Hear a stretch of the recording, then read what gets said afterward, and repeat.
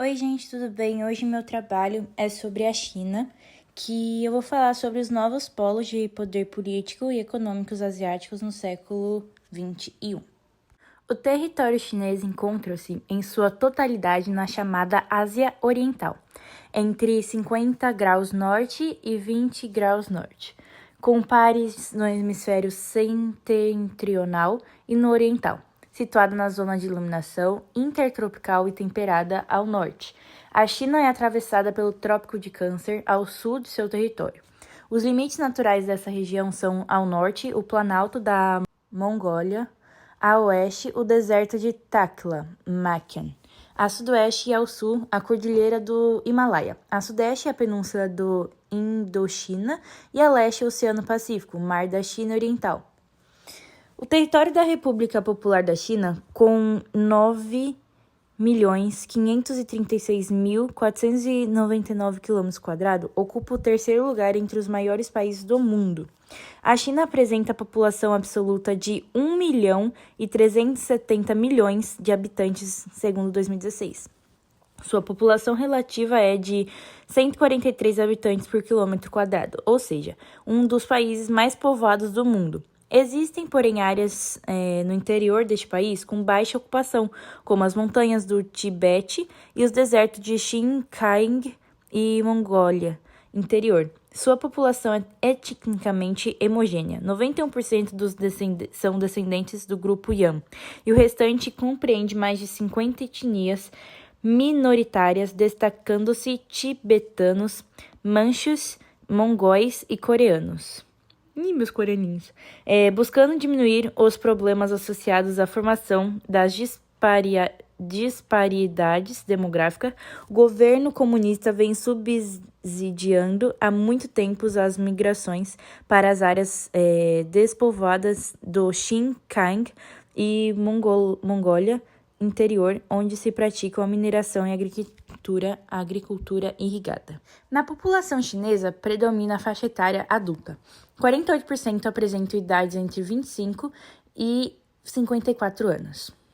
Em 1979, o governo chinês, com vistas à queda da taxa de natalidade, criou uma legislação que denominava que cada casal só poderia ter um filho, política do filho único. Consequência foi a proporção de nascimentos masculinos, 115 homens para cada 100 mulheres. Tornou-se muito maior que a média mundial, 105 homens para cada 100 mulheres.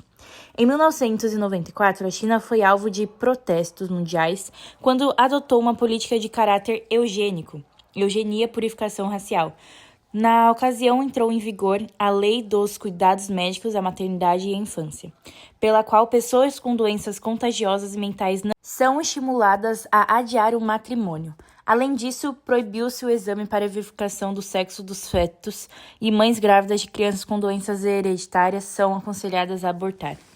Com a queda da taxa de natalidade seguida pela melhoria da qualidade de vida da população, que aumentou a expectativa de vida dos chineses, 74 anos homens e 76 mulheres, em 2015 a China põe fim à política do único filho, e os casais são liberados para ter 2 filhos. A China tem 55,6% de sua população vivendo nas áreas urbanas. A urbanização cresceu rapidamente no final do século XX, elevando a população urbana de 20% em 1980 para mais de 50% em 2016. As cidades são numerosas e muitas delas estão entre as maiores do mundo: Xangai, Pequim, Tianjin, Cantão e Nanquim. A economia chinesa é diversificada com contraste de desenvolvimento em suas regiões. Seu setor primário tem forte peso na absorção de mão de obra do país, como podemos ver aqui no gráfico. Nos últimos anos, a modernização das técnicas agrícolas, principalmente nas das regiões areadas, proporcionou grandes projetos de irrigação e recuperação dos solos pobres. Na bacia fluvial Hanghu, na extremidade norte das planícies orientais, as condições climáticas são importantes para a presença do solo fértil aluvial, loess, que possibilita o cultivo de beterraba, soja, trigo, algodão e sorgo. No sul do país, graças ao clima mais quente, desenvolve-se o cultivo de cana-de-açúcar, tabaco, fruta, chá, milho, arroz de inundação e amoreia. Alimento exclusivo. Alimento exclusivo do bicho da seda. Lembrando que a China é a principal produtora de seda do mundo. E o arroz, porém, ocupa as maiores regiões do espaço agrícola chinês, sendo produzido em vales fluviais, principalmente no verão, período em que ocorrem altos índices de umidade. A pecuária chinesa destaca-se pela produção de suínos, ovinos e bovinos, além de galináceos e patos. A indústria da base é facilitada pela abundância de recursos minerais e energéticos lá existentes. As principais áreas industriais são indústria pesada, Manchúria, Beijing, que é Pequim, Cantão, Nanquim, Xangai e Hunan. Essas três últimas cidades situadas no vale do rio Yangtze. Indústrias intermediárias Xangai, Beijing, Pequim, Tianjin e mais recente Texingatan e Xi'an. Indústrias de bens de consumo durável e não durável, distribuídas por todo o país.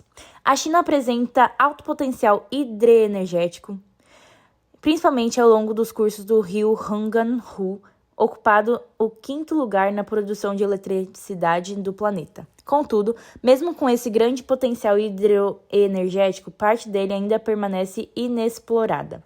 Os recursos minerais são abundantes em seu território, com destaques para o minério de ferro, além de estanho, manganês, ouro, entre outros. É a segunda maior produtora mundial de carvão, com concentração de jazidas próximo à fachada oriental, e a 4ª produtora mundial de petróleo, encontrada em Xinjiang, na Mongólia Interior e no sul da Manchúria.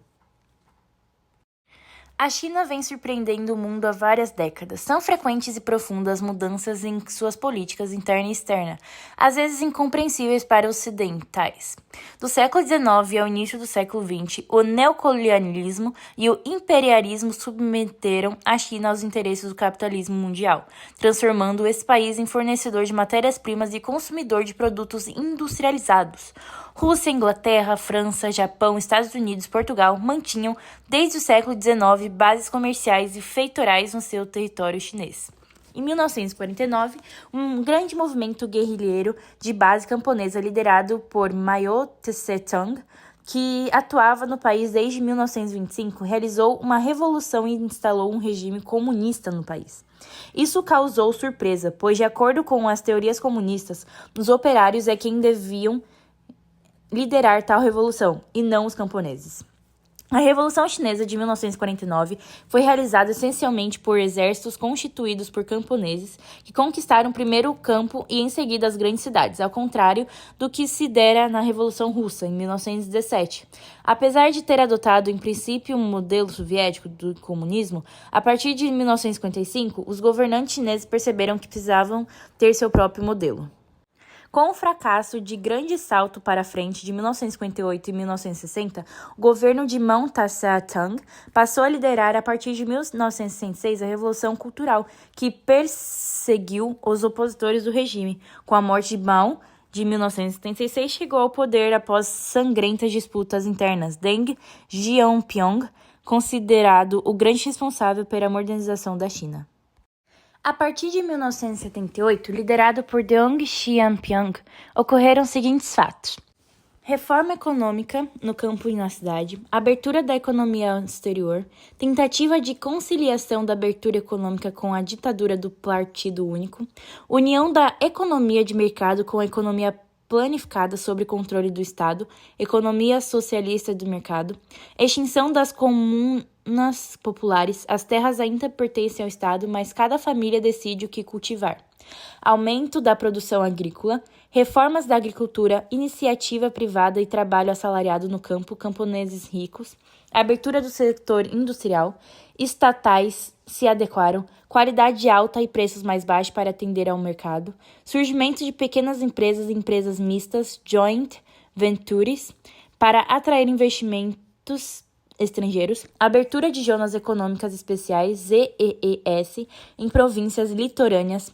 Shenzhen, Zhuhai e Xiamen, com o objetivo de atrair empresas estrangeiras, capitais, tecnologia e experiência, e liberdade de atuação nas ZEES para o capital estrangeiro.